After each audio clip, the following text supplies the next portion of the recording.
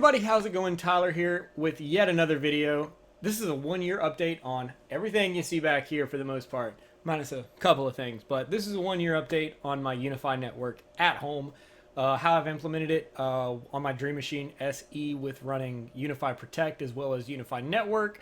I'm happy to report the hardware, the software, everything has been great, has given me absolutely no problems, minus a few buggy updates here and there, but other than that, everything has been rock solid, and I'm very happy to report that. So I'll start off with the big one. UniFi Network has been absolutely great since I've started using it. I recently added this Swiss Army Knife Ultra in the backyard for coverage on a few IoT devices, as you can see here, as well as just when we're back there enjoying a nice afternoon. We could, not have to be connected to a weak connection into the house, which is great because this house is cinder block, and cinder block kills reception. Inside the house, we still run the U6LR, which is their long-range Wi-Fi 6 access point. This guy has about 50 clients connected to it just about all the time. Anything from smart fans, smart bulbs, smart thermostats, smart vacuums, smart just about you name it. There's a smart thing running in this house. The coverage on this guy has been really good so far. We have good coverage on every room in our house. I can get 800 meg down on my phone with a 1.2 meg or 1.2 gig AT&T fiber circuit. That's coming from the Dream Machine on the 2.5 gig WAN port. Super happy with it so far. Power draw is great. It's averages about 12 watts, so it's relatively low. Super easy to deploy. It's a mount and then click it into the ceiling, and you never really have to worry about it again.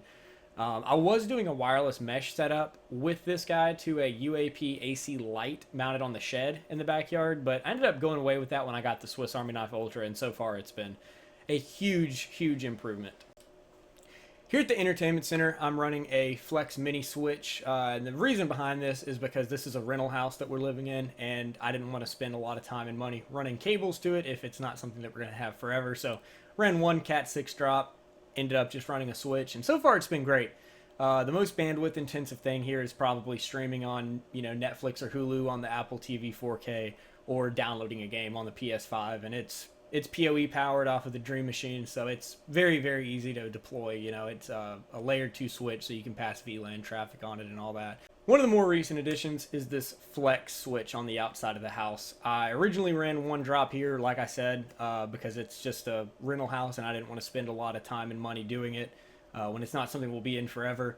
And I originally was just running one camera here, and then I ended up wanting to run another camera, so then I bought this switch. It takes PoE Plus in and gives you 4 PoE ports on the switch. So you can run 4 cameras, 2 cameras, and an access point, which in my case is what I'm doing, is powering the Swiss Army Knife Ultra in the backyard. So that's been working great.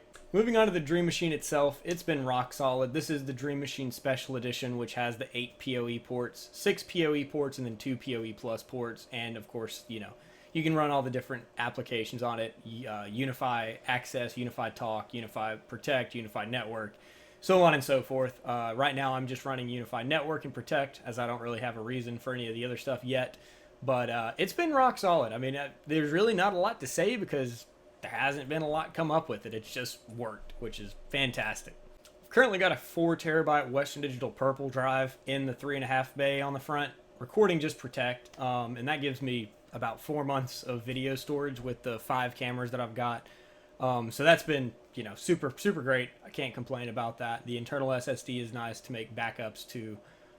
It does cloud backups as well to my UniFi account, which is great. And remote management is another thing that's been fantastic. I can get on my phone and see if there's somebody on my guest network, if there's somebody, just what have you. I can hop on and do it, and I can really administer my network from my phone, which is fantastic. IDS and IPS have been two really nice to have things. It really lets you know what's going in and out of your network, and if there's any attacks attempted coming in, it'll tell you things about just port scans and, probably harmless things, but it's still nice to know that you're not as private as you might think you are. Moving on to the bigger guy in the show, and the guy that's kind of saved me a few times, UniFi Protect. UniFi Protect is basically the best answer I've been able to find lately, and I've been using Shinobi, Blue Iris, and a few other open source NVR software for Windows or Linux, and it's all worked, but just not nearly as streamlined as it works on the Dream Machine.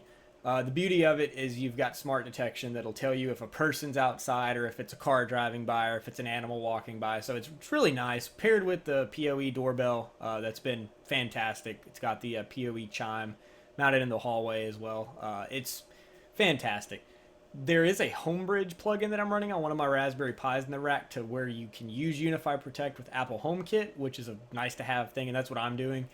But UniFi Protect has been great. There's been multiple times where it's sent me and my wife a notification because somebody's outside trying to get in the backyard, and then I have to go chase them off at 3 in the morning. But, you know, that's besides the point. UniFi Protect has been fantastic. Really, the beauty of the whole UniFi system is there's always a step up. So right now I have a Wi-Fi 6 access point, and that's great because my phone, my laptop, my iPad, they're all Wi-Fi 6. They don't support Wi-Fi 6E, but in a year, in 2 years, when I upgrade these devices and they have Wi-Fi 6E, Wi-Fi 7, so on and so forth, I don't have to get a whole new router. I don't have to reconfigure a whole new router when that day comes. All I do is add a new access point. And then if I want to keep one access point in the house, then move the old one out in the shed, go ahead. Why not? You can really, it's a system that can grow with you since it's, you know, so versatile, and there's so many different products that are in each one of the product lines. It's really a versatile expand as you grow at your own pace, basically, type of thing, which is kind of what I fell into because it's a one-stop shop. You know, you can get just about anything you need network surveillance wise from Ubiquiti, and it's, you know, the support system is out there for it too. So it's a well-developed, sturdy-footed brand that you can, you know, get behind, and if you have a problem, somebody probably already has too, and they can tell you what to do. So the UniFi ecosystem has been fantastic, and I have absolutely no complaints about it.